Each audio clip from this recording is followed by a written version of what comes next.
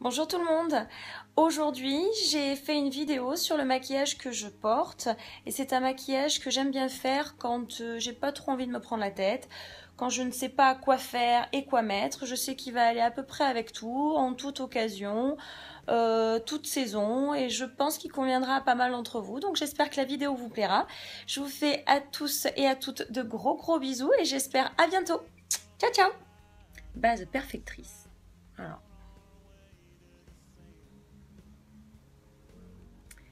Petit fond de teint préféré. Donc, par contre, le fait d'avoir mis la base, j'ai l'impression qu'il glisse plus. Mais il glisse dans un bon terme, c'est-à-dire il se fond. C'est pas mal. Voilà, c'est pas forcément, c'est pas un maquillage. Il faut de 5 minutes, il faut quand même passer le temps. Hein. D'ailleurs, même si vous avez l'impression que je fais la même chose et tout, le fait de le travailler, de choper la matière, fait tout son rendu en fait. Hein.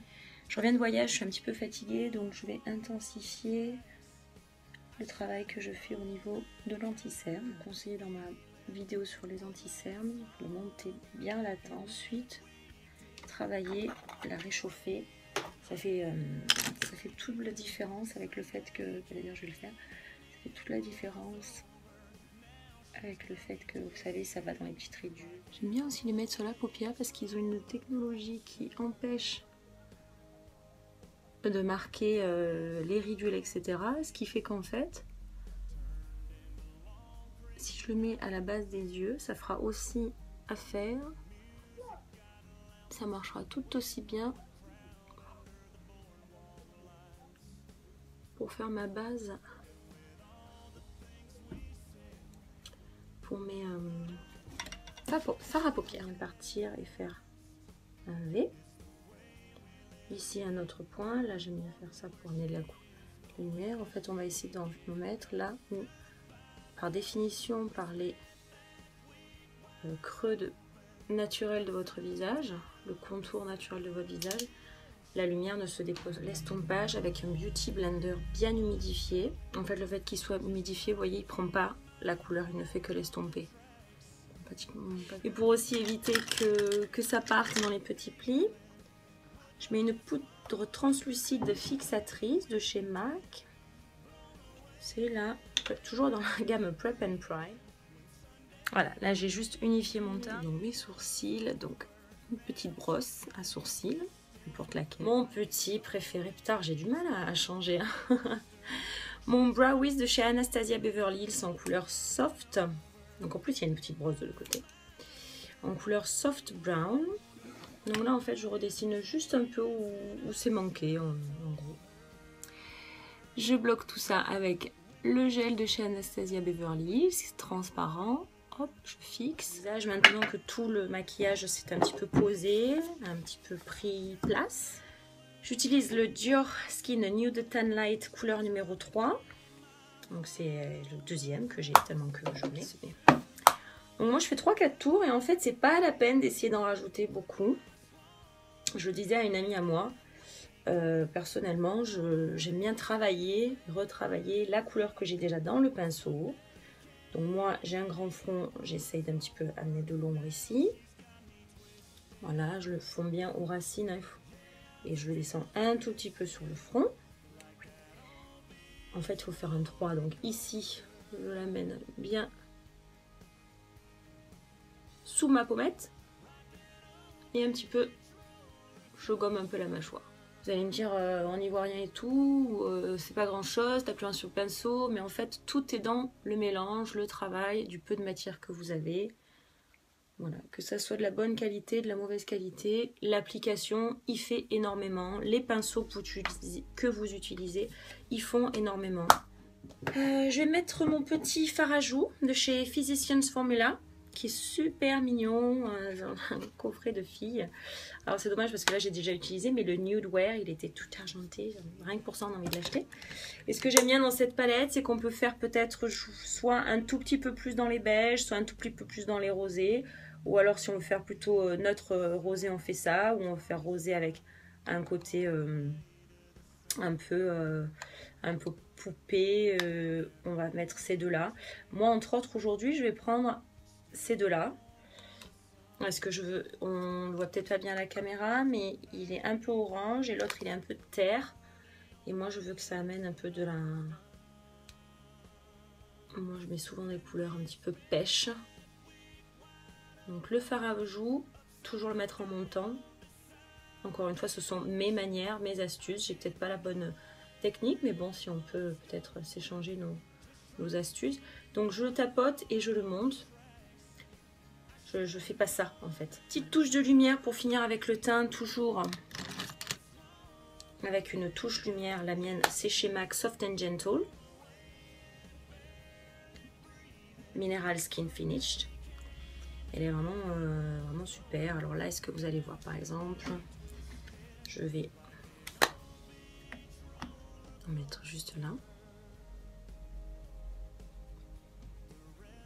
Donc pareil, n'hésitez pas à mélanger. Vous avez l'impression qu'il n'y a plus rien. Un peu au-dessus des yeux pour amener de la lumière. Alors, est-ce que vous voyez de près que là, ça brillote comparé à là? Là, je mès la Eyeshadow Primer Potion d'Urban Decay en couleur Sin. Très jolie base que vous pouvez mettre toute seule, qui permet d'avoir une petite base couleur un peu champagne. Moi, c'est pour faire tenir mes fards à paupières, mais en plus, j'aime beaucoup la couleur en elle-même. Voilà. Donc là, je mets un de mes fards à paupières Eternal Essential, c'est le Urban Decay Half Baked. Donc je le mets que par contre sur la paupière mobile. Pour intensifier ce doré, je vais prendre chez L'Oréal Chrome Shine la couleur sable lamé. Là, je vais utiliser ma palette préférée Naked, J'utilise la couleur Naked. J'utilise cette couleur que je vais mettre dans le creux de ma paupière avec un pinceau un peu fluffy. Celui-ci, c'est le 224 de chez MAC. Et là, je le mets un peu sur toute la paupière. Alors, pas trop monter, pas trop être à l'intérieur, mais il ne faut pas trop dépasser ici non plus. Juste un peu pour creuser, que ça soit ma couleur de transition. Je vais prendre la couleur Buck, une couleur un peu plus intense. Celle-là, toujours en couleur de transition, mais juste un peu à l'extérieur. Je vais prendre le pinceau 217 de chez MAC. Le 217 de chez MAC. Smog.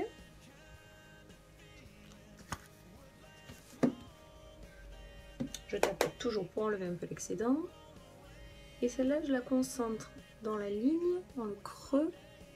Je la monte pas et je la concentre à l'extérieur. Alors, avec mon crayon Rich Experience Pro Longwear Liner de chez MAC qui est waterproof, j'en mets à l'intérieur des yeux.